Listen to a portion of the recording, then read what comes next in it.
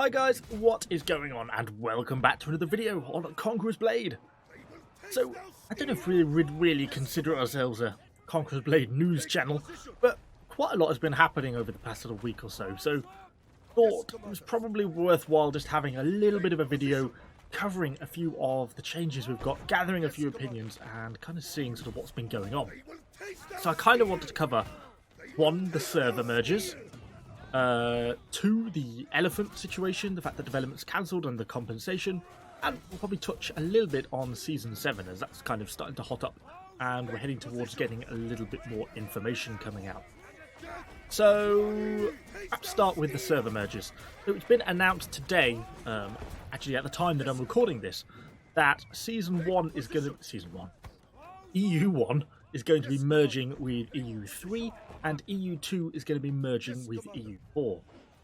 Well, I can't say I'm surprised. It's a slightly annoying situation that it's kind of come round to this. If you remember, I did a video probably 3 or 4 months ago, or whenever EU4 was released, saying that, you know, EU4 is a terrible idea. Why are we doing this when we don't even have enough population to fill EU3? Never mind EU1 and 2.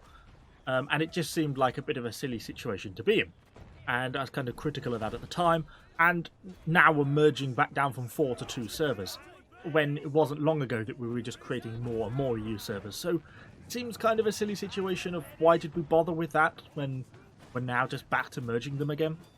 I mean, ultimately, it probably is the right move to do in the current situation. We don't really have the player base to be supporting 4 servers. And, you know, I think they want to be trying to make territory wars more interesting. A lot of the houses are sort of getting pretty stale for lack of new recruits. And so by merging these 2 servers together, it is going to mix things up a little bit. But it was just kind of an avoidable situation. I guess that's the frustration around it. Kind of maybe arguably a odder decision to do 1 and 3 and 2 and 4 rather than 1 and 2 and 3 and 4, which would have perhaps created a situation where, you know, you're sort of putting newer players together and probably the more experienced players together. Although obviously that's a little bit of a broad category. It seems currently that there's not going to be any sort of options for moving between the 2 new servers. At the moment it seems like if you're on 1 and 3, you're going to be on 1, and, you know, 2 and 4 you're on the other. Doesn't seem to be currently any possibility of moving between the 2. Although it would be nice if they did offer that, so you had the option to end up on, you know, which of the 2 new servers you wanted to. But it doesn't seem like that's going to be likely. But do let me know your thoughts on this. Are you pleased that they're merging the servers? I think most people are probably going to be pleased that it's happening, because I think it probably is the right thing to do. Just, as I say, shame it kind of came to this. Could have been easily avoided. So moving on from the server changes, we then get on to the elephant situation. Now this was one that I did not expect. This really blindsided me. So to give a bit of background to this, I'm sure most of you have probably seen the article now on the main website, which talks about compensation for those who purchased into the master packs, the elephants. Now this actually happened way back. I think it was actually on the pre-order, and then it happened, you know, after the game had released as well.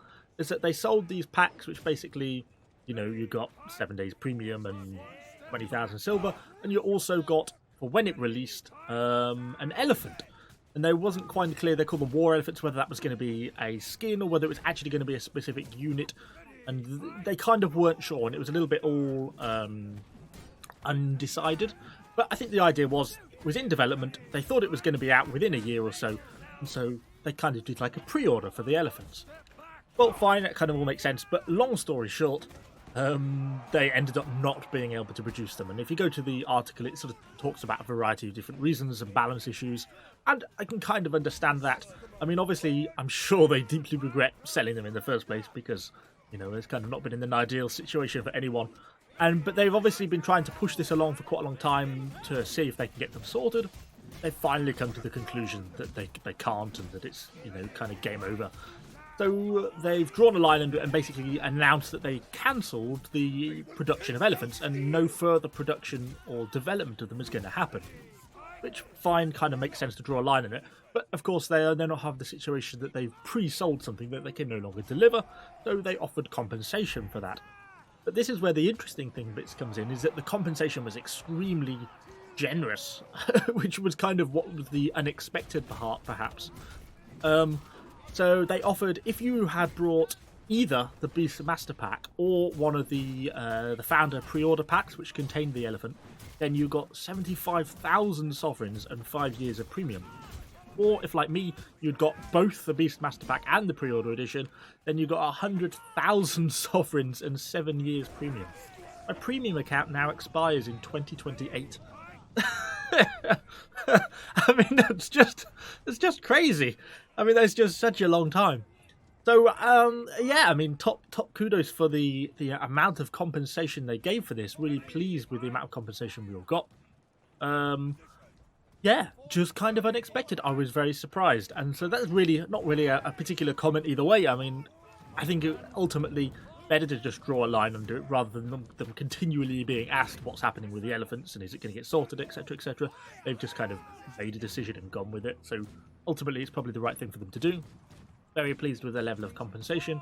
I don't think anyone can really complain about that. And I think if people are still unhappy, they do actually have the option to not have the compensation but completely refund through Steam or buy.com. So there is that option there for people as well. But the compensation far outstrips the value of the original pack. So at least in my point of view, if you're still playing the game, then the compensation is well worth it, because I don't think I'm going to be buying a premium account again anytime soon. So moving on from that, we're kind of moving on to Season 7. So at the moment, they've put like a countdown clock, giving a few more details of when we're going to get the sort of first of the teasers, which is kind of interesting to see. Hopefully we're going to see a little bit more of that soon. We don't actually, I think it's got sort of 1 or 2 days left. I think it might be Thursday. It's currently Tuesday, but I think it's Thursday that we get the official sort of teaser. We're starting to get a few more sort of details starting to come out now, so that's kind of good. I think, well, we don't really know what it's going to be. There's a few little leaks and stuff starting to come out, particularly on some of the booming servers. So it's worth checking them out if you're kind of interested. But yeah, I'm not entirely sure what we're going to be getting. I'm kind of hoping that we're not going to be getting any promoted units, though. I really would like to see a proper new set of seasonal units. I think the Season 6 has kind of been like a little bit of a half season, it almost feels like. You know, where, I don't know, it all felt a little bit rushed and not quite right. I think hopefully Season 7 we're going to get some proper units. And very much at least no more snow in the open world. That's what I've got my fingers crossed for, because, yeah, certainly don't want to be having any more of that. And I think that really about covers most of us for our news updates on what we've got going on at the moment. Yeah, it was mostly the server merge that I guess kind of caught me off guard a little bit. I didn't think it was necessarily going to happen, even though I thought it was something that probably did need to happen. So yeah, I was kind of pleased to see that change, because it's certainly a positive. But yeah, I think we'll probably finish it at that, just if we kill this nice little unit of archers. Make for a little bit of nice background footage. But anyway, that's all I've got for you. Hopefully you've enjoyed the video. If you have, do let me know what you're thinking in the comments down below. And do let me know what you think about the server merges, because I think that's kind of an interesting, in my opinion. Do you think it's a positive? I do, but I think it could have been an avoidable situation in the first place. Hope you enjoyed the video. Do let me know, and I shall see you all. Bye.